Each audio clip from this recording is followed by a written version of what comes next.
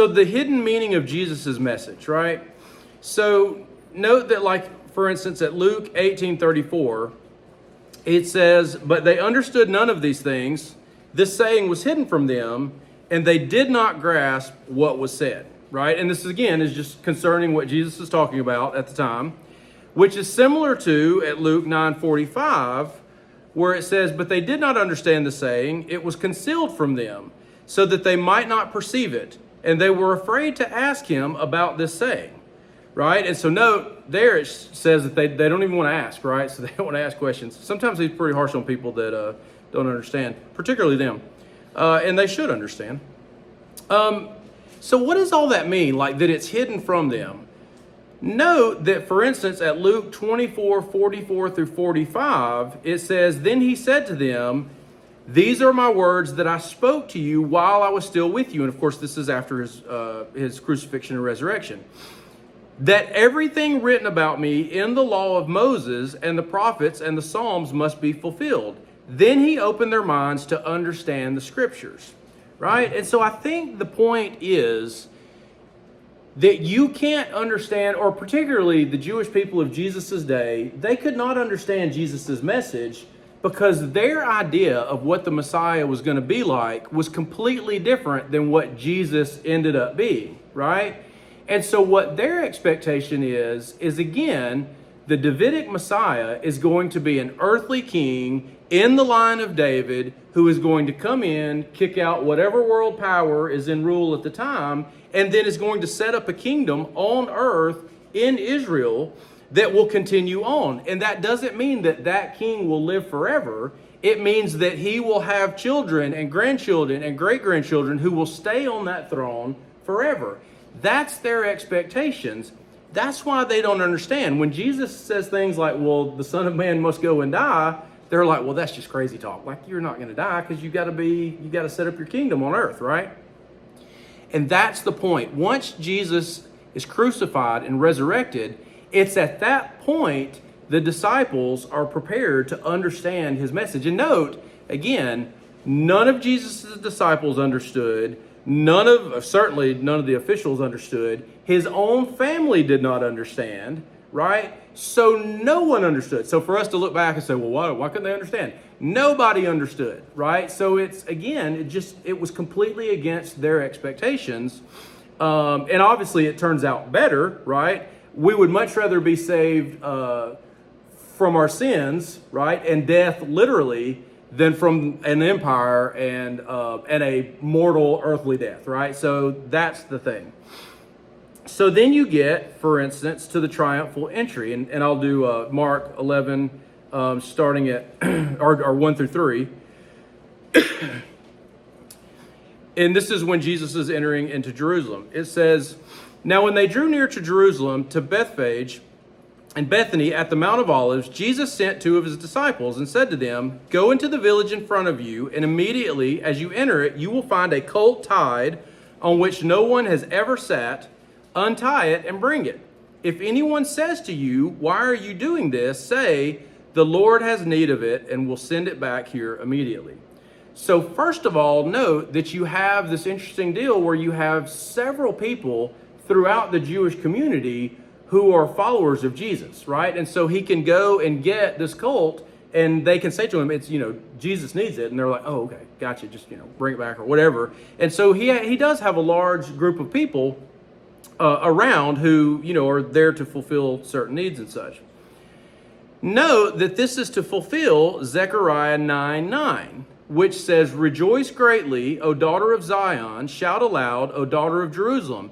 Behold, your king is coming to you, righteous and having salvation is he, humbled and mounted on a donkey, on a colt, on the foal of a donkey," right? So note that you have different descriptions there, and it's funny as you read through Matthew, Mark, and Luke, they each use the different language for the donkey, the colt, all of that, and it's because, again, they're following this passage, and they're saying this is in fulfillment of this passage that was in Zechariah. So then at Mark 11:8 through 10, it says, "And many spread their cloaks on the road, and others spread leafy branches that they had cut from the fields." And those who went before and those who followed were shouting, Hosanna, blessed is he who comes in the name of the Lord. Blessed is the coming kingdom of our father David. Hosanna in the highest. So again, note what they're expecting is this is it. Okay, he's finally coming into Jerusalem. He's about to start the war. Let's do it, right? His own disciples, that's what they think. They think this is about to finally strike up and we're gonna start fighting, right? And again, as he goes through and it doesn't turn out that way, they all go about their business, right? So when Jesus is crucified, they're like, well, we really mistook that whole deal. Like we thought that guy was the Messiah and now he's dead, right? Well, then he's resurrected and then it's like, oh, that's what you were saying, right? So then you get to a passage, and again, just like our chronological reading, we're kind of jumping around into different passages, but again, that's kind of how our chronological reading does. So you get Jesus attempting to explain this, and again, Jesus always speaks in cryptic language. And again, we've talked about this. Some will argue, well, there's two things that you would argue. First is you have Jesus who is waiting on his time to come, right? And that time to come is for him to get arrested, crucified, so that he can then be resurrected, right? And so Jesus never wants that to happen too fast, right? The other thing that people will argue is that by keeping the plan of salvation with Jesus dying on the cross and all of that, keeping this plan of salvation kind of quiet, it prevents Satan from understanding what's going to happen and then trying to thwart that. Because right now, it's presented as Satan is trying to get Jesus crucified because he's like, well, we don't need this guy here. He's something from God, and so therefore we need to get him crucified. Well, that's exactly what has to happen, right? And I know sometimes people will think, well, Satan would know more than that, you know? But I think, again, and I've said this before, we give Satan too much credit, right? We put Satan as though he is equal to God in his omnipresence, his omniscience. That's not the case. Nowhere in the Bible does it teach, for instance, that Satan can be everywhere all at once. Now, it certainly teaches that there are demons, right? Which, you know, can be argued, of course, that, you know, that's fallen angels that fell with Satan and all of that. And of course, they can be, you know, like you can have demons all over the place. But as far as Satan himself, he doesn't have creative power, right? He can't be everywhere all at once. So again, nowhere does it say that, but I think we think that sometimes, right? Somebody asked me in my other class, they said, well, can Satan read your thoughts? And I don't think so. There's no reason to believe that Satan can read your thoughts. But now, can he know what you're up to? Certainly, right? And again, so it's like, how does that work? Well, Paul envisions, of course, again, and we've talked about this, as we are all here, right, on the earthly plane, if you will, there is a divine realm in the same area with us that we can't see, right? And things are going on in that divine world that Paul calls the powers and principalities, right? And so all of those things are going on around us and we just can't see it, right? And so that's kind of how Paul envisions it. The point being that there's a spiritual world and there's the material world, and those two things work in conjunction. If you've ever watched Stranger Things, the show, I don't know, some of you may watch that. You know, you have the upside down, and it's like you have the earthly plane, and then you have the upside down, which is a twisted version of the same place. It's kind of like that. And sometimes in that show, you know, people cross over, you know, and so we don't really have that necessarily, but you could certainly argue that demons and stuff cross over in terms of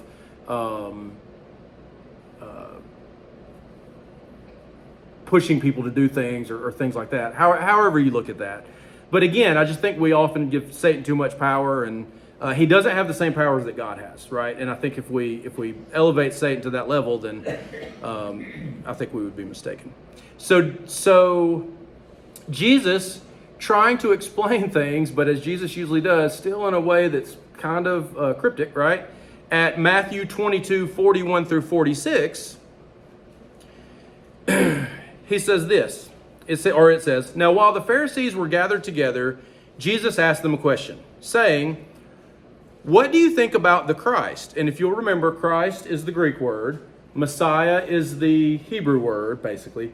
And both of those words mean anointed one, right? And so you have multiple messiahs throughout the Bible, not too many, but for instance, Cyrus of Persia, he is called a Messiah in Isaiah, right? Because he's the anointed one of God who is going to allow his people to go back.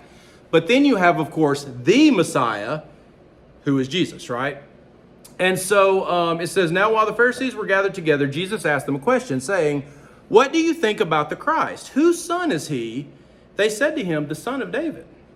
He said to them, how is it then that David in the Spirit calls him Lord, saying, the Lord said to my Lord, sit at my right hand until I put your enemies under your feet. If then David calls him Lord, how is he his son? And no one was able to answer him a word, nor from that day did anyone dare to ask him any more questions, right? So he's like, okay, well, I got a question for you. And they're like, I don't know what you're talking about, right? So note that this discourse is meant to show that Jesus is more than just the earthly king Messiah whom they are expecting, right? He's not just the son of David. He's not just in the lineage of David. He is the Son of God. And that's different than what they see and what they expect. But this passage quoted here by Jesus comes from Psalm 110, 1 through 4. And there it says, the Lord says to my Lord. Now, note that in Jesus' day, this passage was attributed to David. So they say, okay, David's the one who wrote it, so it's from his point of view. So then, therefore, David would be saying, the Lord, and Lord is capitalized, so we know the word behind that is Yahweh, right? The personal name of God. Yahweh says to my Lord, which is just Lord, sit at my right hand until I make your enemies your footstool. The Lord sends forth from Zion your mighty scepter. Rule in the midst of your enemies. Your people will offer themselves freely on the day of your power in holy garments. From the womb of the morning, the dew of your youth will be yours. The Lord has sworn and will not change his mind. You are a priest forever after the order of Melchizedek. Okay? So note that presumably David would be talking about his son Solomon. And he's saying, you're going to be the king. The people are going to love you. God has ordained that you will be a king or a priest in the order of Melchizedek. And I'll explain it now. If you'll remember, the book of, well, I don't guess we talked about it in this class, but in Hebrews, the author of Hebrews goes out of his way to argue that Jesus is like Melchizedek. Why does he do that? Because Melchizedek is just a guy that shows up in Genesis. It says that he's the king of Salem and priest of the God Most High. And it's like, and then he disappeared. Abraham gives him a tenth, and then he disappears. And you're like, what just happened, right? The reason that Jesus is called like Melchizedek, he is a priest like Melchizedek, is because Melchizedek provides an example of someone who is both a king and a priest, which in Judaism is a big no-no. You're not supposed to do that. But Abraham gives him a tenth of everything, so basically the author of Hebrews is saying he was the model for a king priest like it should be. And so then you go through the Old Testament and you get kings and priests and prophets, right? And they're separated. Well, then you get, after the Old Testament period, you get going into about 167 BC, you get the Maccabean revolt, right? Which is in the books of Maccabees if you have the Apocrypha or a Catholic Bible. And that tells the story of the Maccabees, right? You have first Maccabees and second Maccabees. And so what happens there is that the Maccabees spark a revolution against the Greeks. And they do a good job. They send the Greeks away, basically. They cleanse the temple, which had been, they put sacrificed a pig on it. They put a statue of Zeus in it. All these terrible things. And so they go in and they cleanse the temple. When they cleanse the temple, they put a candle in there the whole time that they're cleansing and cleaning and all of that. And that candle oil stays lit the entire time they're cleaning. That's where Hanukkah comes from, right? So when we talk about Hanukkah and Jewish people celebrating Hanukkah, that's where it comes from. It celebrates the cleansing of the temple after the Maccabean revolt. So then you have king after king after king and the Maccabees. Well, eventually they start taking both the office of king and priest. And that's when they go wrong, and the people rebel. They're not happy with that. And then again, eventually they fall. And so that's a big no-no. But Melchizedek provides a positive example. So the author of Hebrews is saying, look, Jesus is like Melchizedek. He's both the king and the priest. He gets to be both, right? He fulfills the prophecies concerning the prophet, the king, priest. He handles all the jobs, right? So then what Jesus is arguing is that passage in the Psalm, he's saying that's not about Solomon. It's about me. Because he's saying if David is talking about the Lord speaking to his Lord and Solomon is his son, he's saying David would not have called Solomon his son, Lord. He would have referred to him as his son. And so what he's saying is David was looking forward to a time when someone greater than him would take the throne in his lineage. And so therefore, instead of referring to him as his son in a long line that eventually gets to Jesus, because Jesus is greater than just the son of David, he's the son of God. So therefore, David in the Psalm refers to him as Lord. And that's what Jesus is talking about. And he's quoting that Psalm. And he's saying that's what that Psalm is talking about. And again, the point is, I'm not an earthly king. Don't think that we're about to start killing people and fighting, because that's not why I'm here. You're going to be surprised in about a week. As Jesus comes into Jerusalem, he laments over the temple and Jerusalem. So, for instance, at Luke 19:41 through 44, it says, "And when he drew near and saw the city, he wept over it, saying, Would that you, even you, had known on this day the things that make for peace. But now they are hidden from your eyes. For the days will come upon you when your enemies will set up a barricade around you and surround you and hem you in on every side, and tear you down to the ground, you and your children within you, and they will not leave one stone upon another in you, because you did not know the time of your visitation." Right? And notice it says you and your children within you are going to experience this. So when did this happen? In the first century, right? It happened in the first century, what he's talking about. And he is talking about the coming destruction of Jerusalem and the temple by the Romans. Because note, the Jewish people still take stock in the temple itself, right? That is the place that they come to worship. But ultimately what Jesus is going to point out is that the temple is corrupted and is no longer the center of true worship of God. So it has become useless. It no longer has a purpose.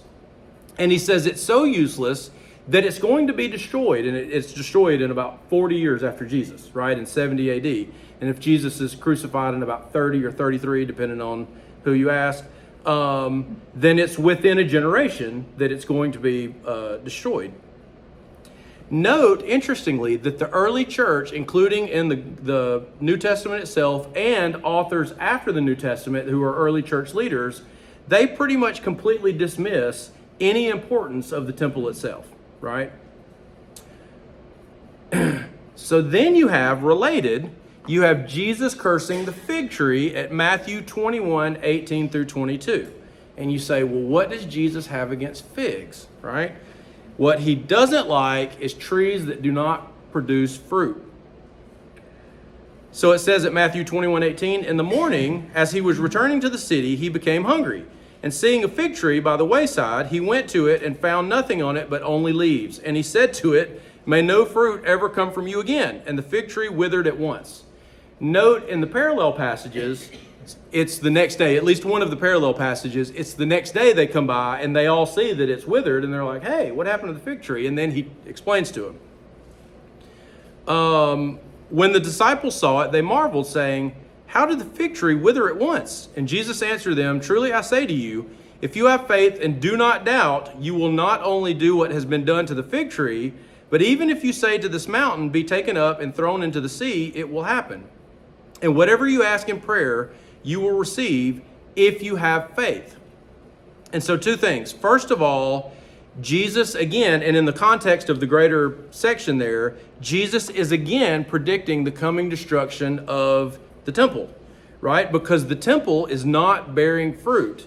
And so therefore it's going to be destroyed because now you bear fruit through faith in Jesus. And so therefore there's no need for a temple. And he's saying anything that doesn't bear fruit will be destroyed, right? And so then he goes in and says, I tell you, if you have faith and you do these things, then you'll be able to do all kinds of things.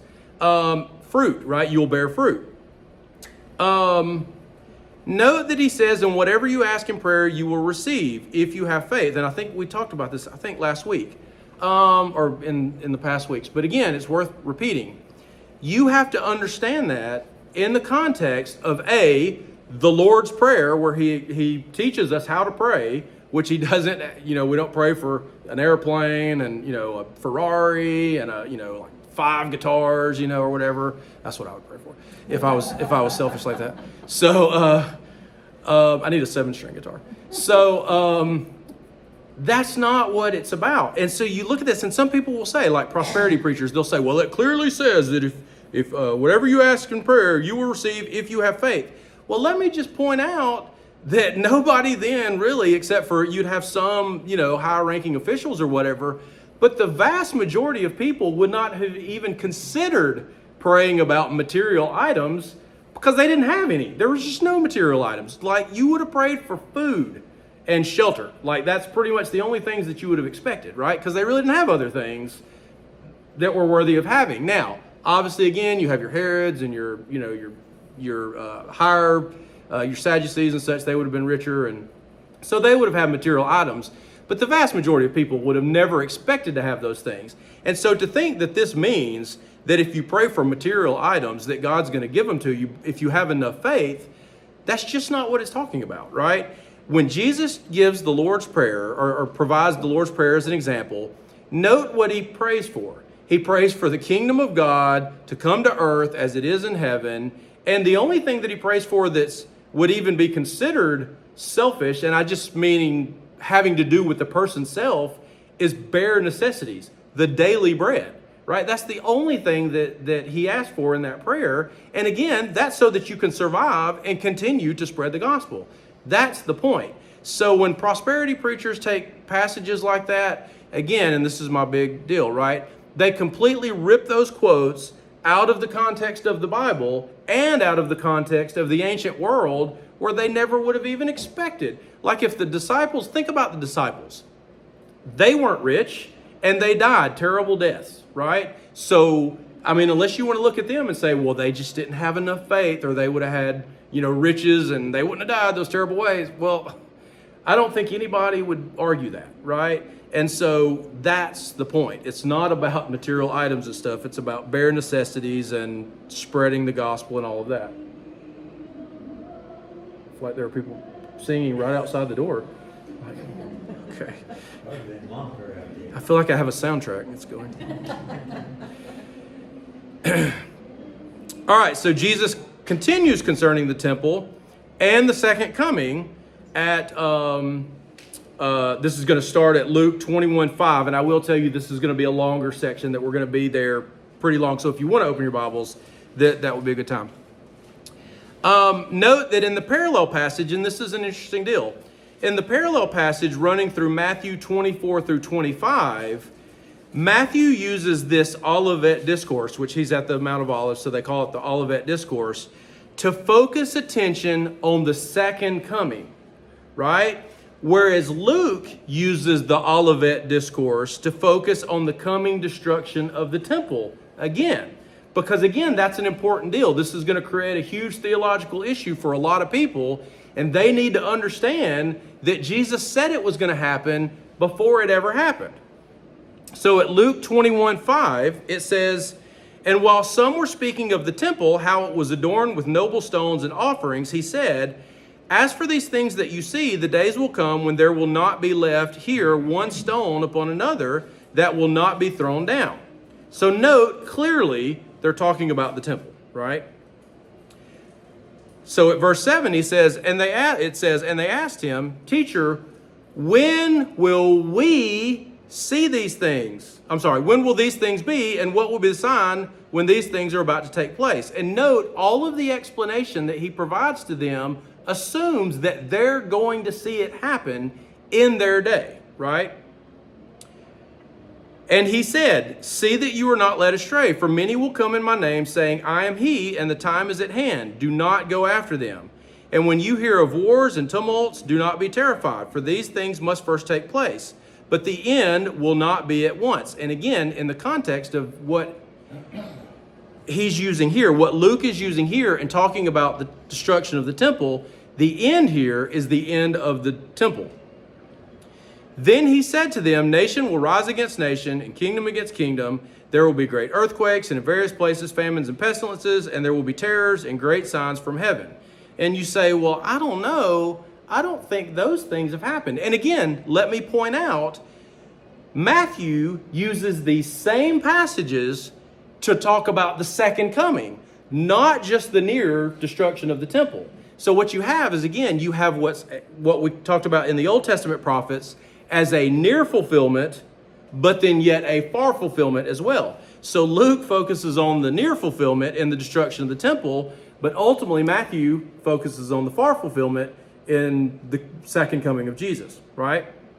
But note that these things happened between Jesus and 70 AD, as described by several ancient historians, right? Including several people who come and claim to be the Messiah, one of which causes the destruction of Jerusalem and the temple in 70 AD. Finally, the Romans got tired of it, and they said, you know what? You keep saying that you're king, you have kings coming out, and we don't like it, and so they come in and they destroy the Jerusalem and the temple. At verse 12, but before all this, they will lay their hands on you and persecute you, delivering you, the people he's talking to, his disciples, up to the synagogues and prisons, and you will be brought before kings and governors for my name's sake. This will be your opportunity to bear witness. So note, Jesus says you're going to be arrested and you're going to be persecuted, and that's your chance. Spread the gospel, right? And a lot of people will be like, ooh, I don't know, but who's the one guy that says, yes, I take that opportunity? At least one guy. I mean, they all did, but well, Peter did. But think about Paul. Like, Paul at one point is chained to a guard, and he's like telling him about Jesus. He's like, hey, listen, we're going to be here a while, and we're chained together, and you can't go anywhere. So let me talk to you about Jesus, right? Paul was an expert. Settle it therefore in your minds not to meditate before how to answer. For I will give you a mouth and wisdom which none of your adversaries will be able to withstand or contradict. You will be delivered up even by parents and brothers and relatives and friends, and some of you will be put to death. Right? Note again that, as those people are turning to Christianity, which again is merely an extension of Judaism, because they're just people who accept Jesus as the Jewish Messiah, he's saying, look, your Jewish relatives aren't going to like that, right? They're going to see you as converting to another religion. And again, today, if your family member converted to another religion, that would upset you, right? That would be very upsetting. In this day, it would bring down potentially the government, because Christianity is an unsanctioned religion. So the government may come to our house. Your whole family may end up in persecution. We may be imprisoned. All of these terrible things would happen. It wouldn't just be a sad day that, Uncle Johnny or, whatever converted to some other religion, which is bad. Again, it would be a catastrophic thing for the family, right? In early Judaism. You will be hated by all for my name's sake, but not a hair of your head will perish. Again, because you have everlasting life. He doesn't, notice he just say, and some of you will be put to death. So he is not saying that you might not meet an earthly death. He's saying you will not die spiritually, you will live forever. And then he says, by your endurance, you will gain your lives. So the point being, by enduring the persecution, you will get everlasting life in the world to come. And this is what Acts talks about. The book of Acts tells exactly these stories of people living by what Jesus just said right there. Okay? So then if you look at Luke 21, 20 through 24, moving on, he says, but when you see Jerusalem surrounded by armies, then know that its desolation has come near. Notice he's talking about Jerusalem in their time. Then let those who are in Judea flee to the mountains, and let those who are inside the city depart, and let not those who are out in the country enter it. For these are days of vengeance to fulfill all that is written. Okay, and we do know one group of people who ran up into the mountains, and they hid some stuff there. Who are we talking about? The Essenes. Beautiful. And they hid what in the mountains? The Dead Sea Scrolls, right? What we call the Dead Sea Scrolls. Because they knew Rome was coming, and so they took all of their scrolls, which they had, again, they had biblical scrolls, which are our oldest Hebrew and Aramaic copies of the Old Testament, right? And then their own, what we call sectarian scrolls, scrolls about their, like books about the Essenes and their, their Jewish sect, right? And their beliefs. And they take all the scrolls and they hide them up in the mountains there at the Dead Sea in caves. And they say, well, we're going to come back and we'll get them when all this stuff blows over. Well, then the temple and everything else is destroyed. Many of the Jews are killed, and they don't come back, right? And so the scrolls stay there until 1947 when we find the Dead Sea Scrolls, which is, again, the greatest biblical find, certainly of our time. I would argue pretty much forever. Alas, for women who are pregnant and for those who are nursing infants in those days, for there will be great distress upon the earth and wrath against this people. They will fall by the edge of the sword and be led captive among all nations, and Jerusalem will be trampled underfoot by the Gentiles, the Romans, until the time of the Gentiles are fulfilled. This again happened in 70 AD and is described by Josephus in great detail.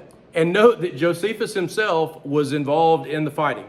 And he tells, he's kind of a weird guy. He's a Jewish guy, Josephus, and he ended up at Masada, which is this spectacular fortress on top of a mountain that's right at the apex of the mountain, and very hard to get to, very easy to defend from the top of the mountain. But the Romans ended up going around the back and making their way up. And so what they did was the Jewish people were there, and they were like, well, we're not going to surrender. And so they made a deal where they would cast lots, and the lots would decide who was going to kill who, right? So I'm going to kill you, this guy's going to kill me, that guy's going to kill him, the other guy's going to kill that guy, and that's the way we're going to go until there's going to be one last guy, and that guy's going to have to kill himself. Well, Josephus, according to his own telling, stacked the deck so that he was the last guy. And so then he was like, I'm not going to kill myself. And so he snuck away and got away. And then he ended up writing for the Romans. And so he wrote histories for Rome about the Jewish wars. And so sometimes he's a little biased towards Rome, even though he's a Jewish historian, right? But his books are fantastic, that they teach us all kinds of things about Jesus's day, including the Herods, the Sadducees, the Pharisees, all the different groups. So Josephus is very helpful for information and funny at times. All right, so then at 25 through 26, and this is where you say, oh, Joe, this hasn't happened yet. This is definitely future, right? And there will be signs in sun and moon and stars, and on the earth distress of nations and perplexity because of the roaring of the sea and waves, people fainting with fear and with foreboding of what is coming on the world. For the powers of the heavens will be shaken, right? And you say, well, the stuff with the sun and the moon and the stars, that hadn't happened yet. Like, no. Well, note that this language sounds supernatural, right? But it is the same language used to describe events in the Old Testament which are already fulfilled, right? Which have already happened in wars in the past, including the Assyrian wars and the Babylonian wars, right? So Isaiah 13:10, for instance, probably talking about, I would assume, talking about war with Syria, but it could have been one of the other nations. For the stars of the heavens and their constellations will not give their light. The sun will be dark at its rising, and the moon will not shed its light, right? So again, you say, well, I don't remember that happening. That's because it's not literal. It's a figurative phrasing that's saying things are going to be really horrible, right? And so that's the way it's described in the symbolic language. Isaiah 34:4.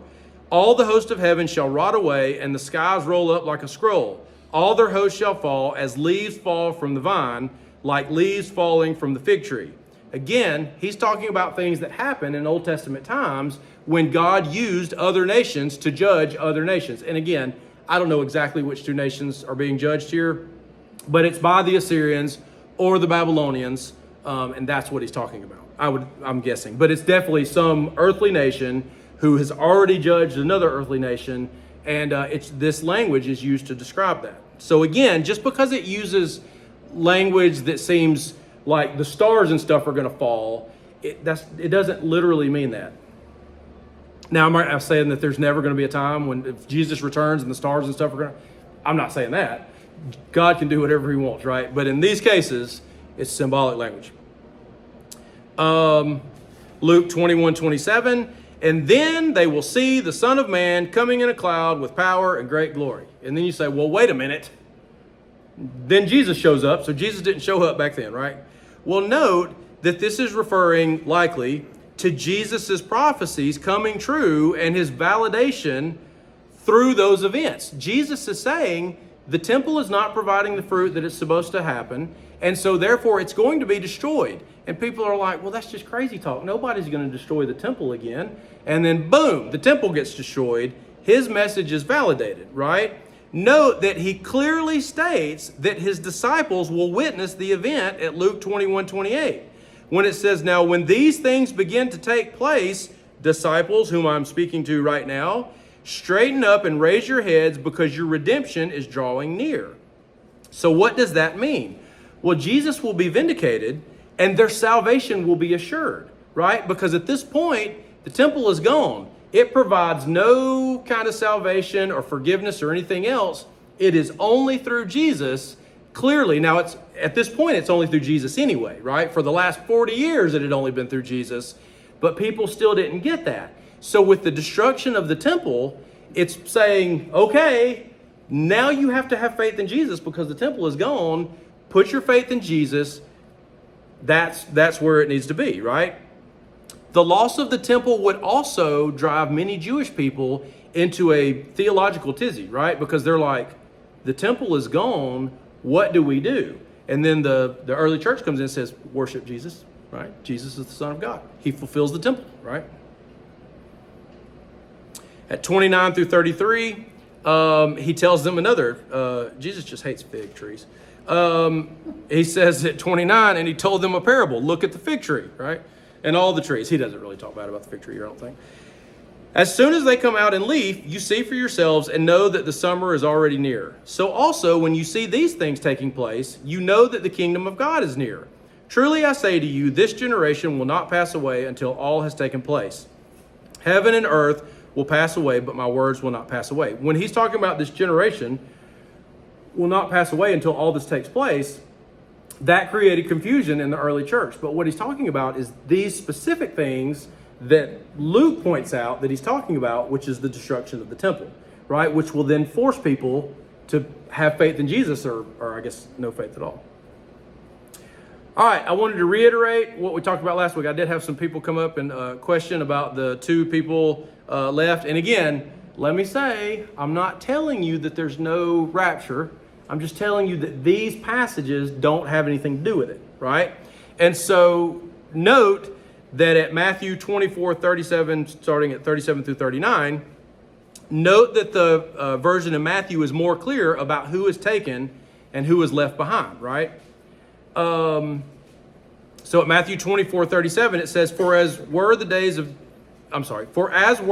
of Noah, so will be the coming of the Son of God. So just like in those days, when Jesus returns, it will be like this, or like that. For as in those days, before the flood, they were eating and drinking, marrying, and giving in marriage until the day when Noah entered the ark. And they were unaware until the flood came and swept them all away. So will be the coming of the Son of Man. And note that the word there for swept is arrow. And if you look in a Greek lexicon, that word literally means to take away, take up, or pick up, okay? So in this case, And in these passages dealing, and we'll do, well, here, let's look at 24:40 through 41. So then right after that says, then 2 men will be in the field, one will be taken and one left. 2 women will be grinding at the mill, one will be taken and one left. So again, where it just said, and they were unaware until the flood came and took them away, basically is what it's saying, so will be the coming of the Son of Man. And so what it's saying here is at the second coming, the people who are taken out, those are the people who are taken to judgment, negative judgment, right? Now, all people will be judged, but those people are taken to negative judgment and destroyed, right? Or in everlasting suffering, however you look at it. But they're sent to a negative afterlife, right? And the people who stay behind are those who were faithful. That's what he's talking about happening at the second coming when Jesus returns to judge all people, right? And then, similarly, right after that, in the next chapter, at Matthew 25:31 through 34, it says, when the Son of Man comes in his glory, and all the angels with him, then he will sit on his glorious throne. He'll take up his throne on the new heavens and the new earth, is what it's talking about. Before him will be gathered all the nations, and he will separate people one from another, as a shepherd separates the sheep from the goats. Okay, that means the sheep, they're the good ones, right? They're righteous. And then the goats, they're the bad ones, right? And I joke around. I'm a big fan of music, and there's a song by a group called Cake, and it's sheep go to heaven, goats go to hell. And it's because that's what this is saying. It's saying sheep go to heaven, goats go to hell, and he is separating them out at final judgment to see who's going where. He will place the sheep on his right, but the goats on the left. Then the king will say to those on his right, come, you who are blessed by my Father, inherit the kingdom prepared for you from the foundation of the world. And it's funny, if you're looking at your Bible, did 35 say what happened to the goats, or did it assume? I didn't put it in my notes. Okay, good. I was thinking, did I leave that out? Yeah, it's assumed, obviously, that since the ones on the right, or the sheep on the right, are righteous and they're going to a positive place, or note that it's not even they're going anywhere. Note that it says that they get to participate in the kingdom. They're inheriting the kingdom of God, right? So again, that's describing the second coming. All right, Satan cast out at John 12:30 through 33. It says, Jesus answered, this voice has come for your sake, not mine. Now is the judgment of this world. Now will the ruler of this world be cast out. Note the ruler of this world. And I, when I am lifted up from the earth, will draw all people to myself. He said this to show by what kind of death he was going to die. And note, he says that now is the judgment of the world. Now will the ruler of this world be cast out. And again, we talked about this when we talked about Revelation 12 in the past. We talked about it when we talked about the Old Testament appearances of Satan, which again, in the Old Testament, it means the adversary. Clearly, there is a role for Satan where he gets to go to the divine realm. But it is at the crucifixion and resurrection that Satan loses his access to heaven. And as Revelation 12 says, he's so angry by that he comes down and lashes out at the church, right? And so that's where the persecution comes from for the church, is because Satan has lost his place. And as Revelation makes clear, he's not lashing out and things aren't bad because Satan is powerful. It's because he's in his last death throes, right?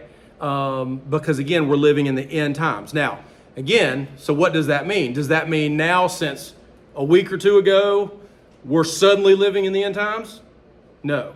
We've been living in the end times since Jesus was crucified and resurrected, right? At that point, once Jesus was resurrected, we have now been living in the end times, which have lasted at this point about 2,000 years. All right, unbelief and the prophecy of Isaiah. So at John 12:37 through 43, so I think just moving right after that. Though he had done so many signs before them, they still did not believe in him, so that the word spoken by the prophet Isaiah might be fulfilled.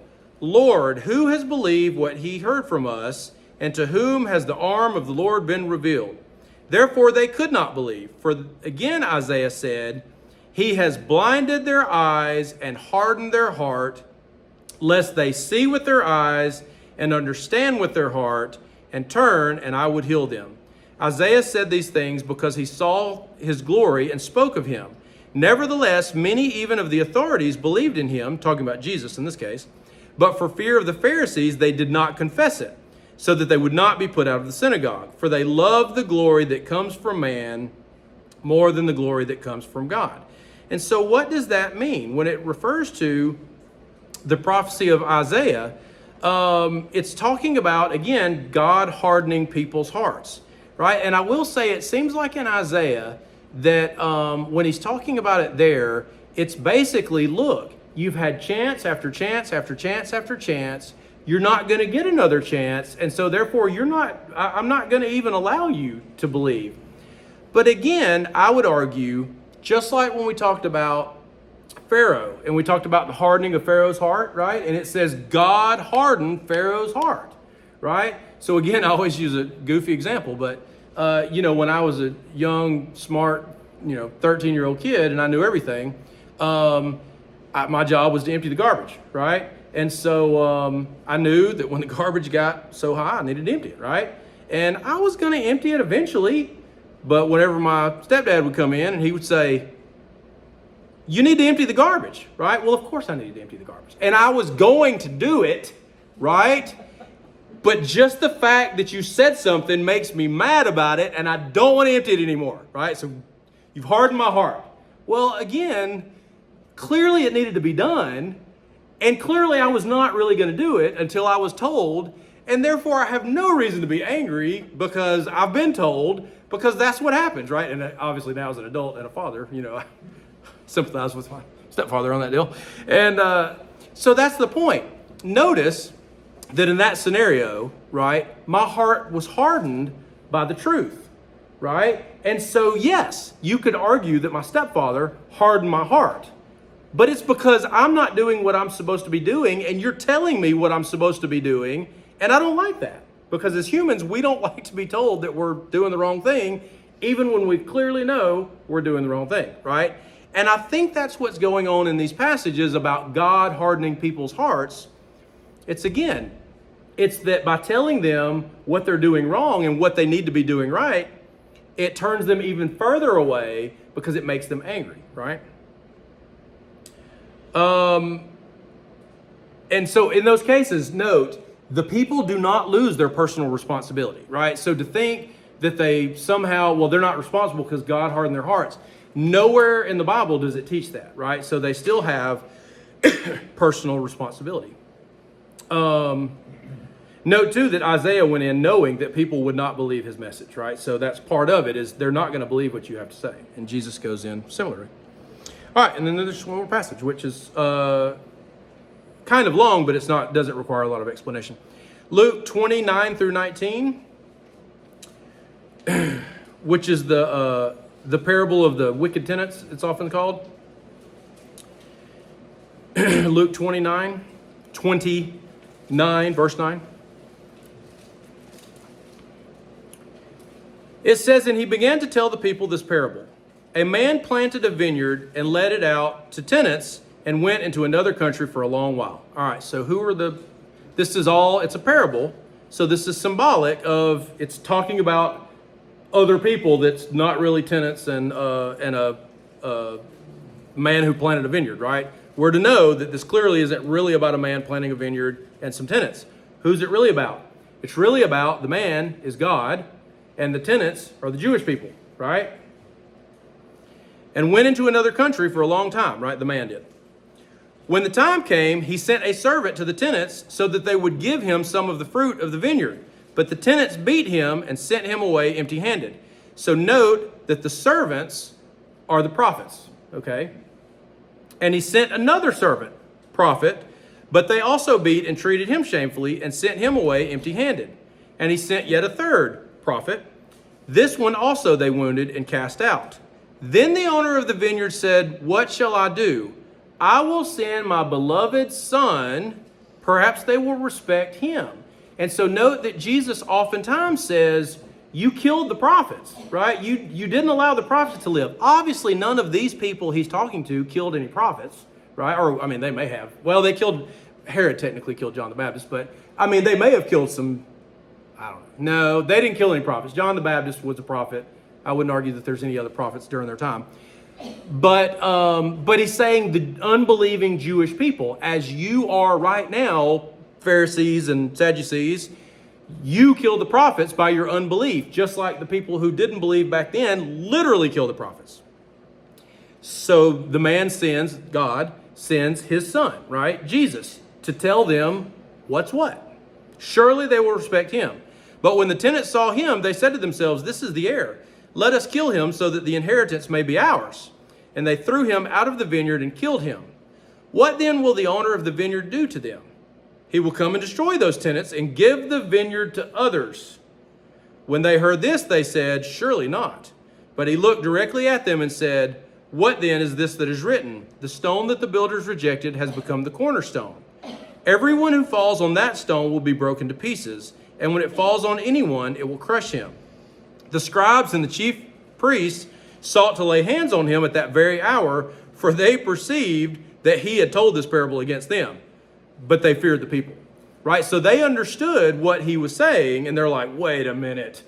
I think he's talking about us, right? And then they got mad, right? Again, Jesus hardened their hearts by his parable, but again, all he's doing is telling them what they did wrong.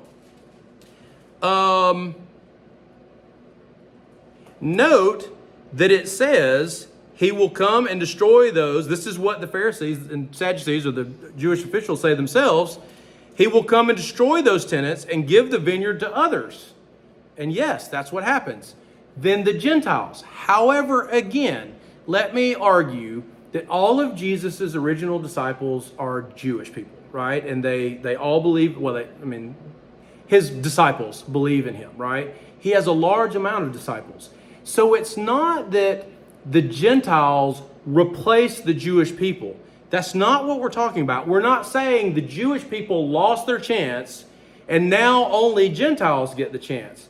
What he's saying is, what's going to shock you is, because so many of you Jewish people are not accepting, Gentile people are going to start accepting, right? On larger numbers than you are, which again, to say that Gentile people will be better Jews, if you will, and I know they would not have referred to themselves as Jews in that way, they're going to be better Jews than you are because they accept the Jewish Messiah.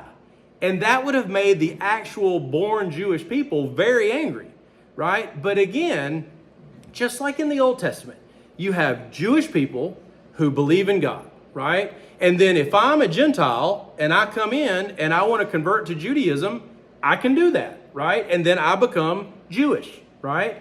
It's the same thing in the New Testament. You have the Jewish people who build the foundation, they're Jesus' disciples and such, and then you have Gentiles who come in and they believe that Jesus is the Jewish Messiah. So they have faith in the Jewish God, right? And so that's what we're talking about. Paul talks about the Gentiles being grafted in. Paul says that there's neither Jew nor Greek. So that's what we're talking about at that point, right? So that's the point, and that's what Jesus is saying here, is that, look, as a surprise to you, there will be people that you never expected who will accept me, and they will be God's people. So the promises from the Old Testament that were given to God's people, they're still given to God's people today. But it just turns out God's people encompasses a much larger group of people that those first century Jews never would have expected, right? And so again, it's not a replacement theology where now the Gentiles have it and the Jews are out. It's anyone who accepts Jesus as the Messiah, they're in, right? That's it. That's the point, right? So it's not about one versus the other. And listen, and we'll do it, obviously. When you read Paul's letters, he's got them all together, and he says things like there's neither Jew nor Gentile, because they're fighting against each other, right? They discriminate against one another. The Jewish people certainly didn't like the Gentiles, and the Gentiles are offended by the Jewish people. And so Paul's like, look, you've got to all come together. You're all one people now.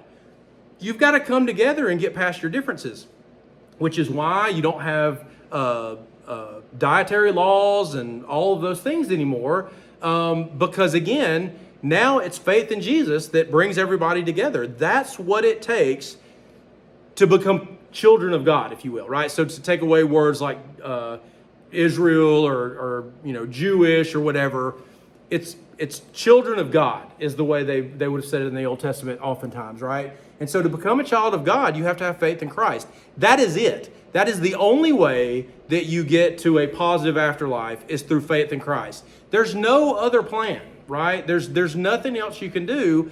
Otherwise, it would go against what the New Testament clearly teaches if we say that there's an alternative plan, that there are some who can get through without faith in Jesus, right? That would be a scary theology, right? Thanks for watching, and please feel free to leave a comment or question. And if you found this video helpful, hit like. And if you would like to be notified when new videos are released, hit subscribe and join us next time as we study the Bible in context.